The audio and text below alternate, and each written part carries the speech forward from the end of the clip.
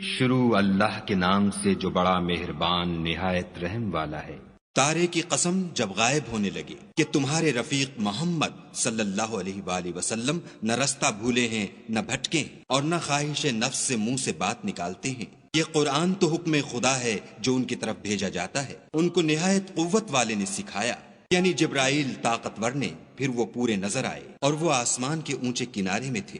پھر قریب ہوئے اور آگے بڑھے تو 2 کمان کے فاصلے پر یا اس سے بھی کم۔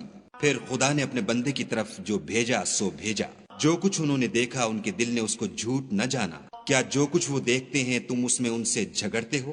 اور انہوں نے اس کو ایک اور بار بھی دیکھا ہے، پرلی حد کی بیری کے پاس، اسی کے پاس رہنے کی بہشت ہے، جبکہ اس بیری پر چھا رہا تھا جو چھا رہا تھا۔ ان کی آنکھ نہ تو اور طرف مائل ہوئی اور نہ حد سے آگے بڑھی۔ انہوں نے اپنے پروردگار کی قدرت کی کتنی ہی بڑی بڑی نشانیاں دیکھیں۔ بھلا تم لوگوں نے لات اور عزا کو دیکھا اور تیسرے منات کو کہ یہ بت کہیں خدا ہو سکتے ہیں؟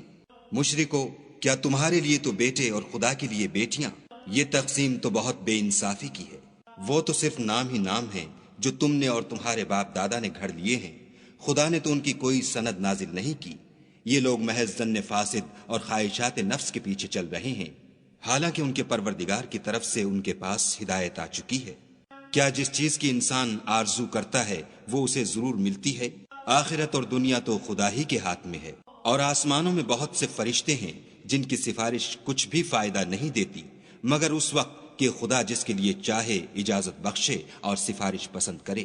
جو لوگ آخرت پر ایمان نہیں لاتے وہ فرشتوں کو خدا کی لڑکیوں کے نام سے موسوم کرتے ہیں، حالانکہ ان کو اس کی کچھ خبر نہیں۔ وہ صرف ظن پر چلتے ہیں اور ظن یقین کے مقابلے میں کچھ کام نہیں آتا۔ تو جو ہماری یاد سے روگردانی کرے اور صرف دنیا ہی کی زندگی کا خواہاں ہو اس سے تم بھی منہ پھیر لو۔ ان کے علم کی یہی انتہا ہے۔ تمہارا پروردگار اس کو بھی خوب جانتا ہے جو اس کے رستے سے بھٹک گیا، اور اس سے بھی خوب واقف ہے جو رستے پر چلا۔ اور جو کچھ آسمانوں میں ہے اور جو کچھ زمین میں ہے سب خدا ہی کا ہے۔ اور اس نے خلقت کو اس لیے پیدا کیا ہے کہ جن لوگوں نے برے کام کیے ان کو ان کے اعمال کا برا بدلہ دے، اور جنہوں نے نیکیاں کی ان کو نیک بدلہ دے۔ جو صغیرہ گناہوں کے سوا بڑے بڑے گناہوں اور بے حیائی کی باتوں سے اجتناب کرتے ہیں، بے شک تمہارا پروردگار بڑی بخشش والا ہے۔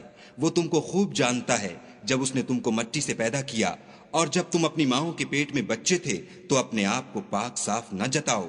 جو پرہیزگار ہے وہ اس سے خوب واقف ہے۔ بھلا تم نے اس شخص کو دیکھا جس نے منہ پھیر لیا اور تھوڑا سا دیا پھر ہاتھ روک لیا؟ کیا اس کے پاس غیب کا علم ہے کہ وہ اسے دیکھ رہا ہے؟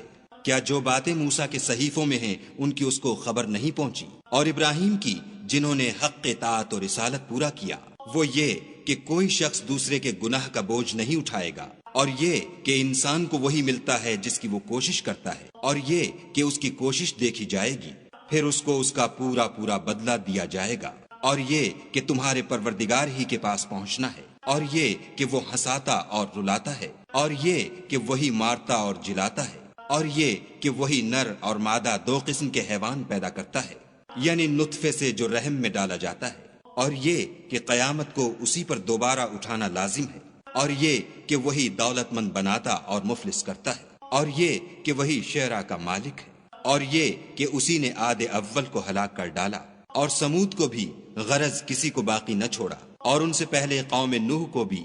کچھ شک نہیں کہ وہ لوگ بڑے ہی ظالم اور بڑے ہی سرکش تھے، اور اسی نے الٹی ہوئی بستیوں کو دے پٹکا، پھر ان پر چھایا جو چھایا۔ تو اے انسان، تو اپنے پروردگار کی کون کون سی نعمت پر جھگڑے گا؟ یہ محمد صلی اللہ علیہ وآلہ وسلم بھی اگلے ڈر سنانے والوں میں سے ایک ڈر سنانے والے ہیں۔ آنے والی یعنی قیامت قریب آ پہنچی۔ اس دن کی تکلیفوں کو خدا کے سوا کوئی دور نہیں کر سکے گا۔ اے منکرین خدا، کیا تم اس کلام سے تعجب کرتے ہو اور ہنستے ہو اور روتے نہیں، اور تم غفلت میں پڑ رہے ہو؟ تو خدا کے آگے سجدہ کرو اور اسی کی عبادت کرو۔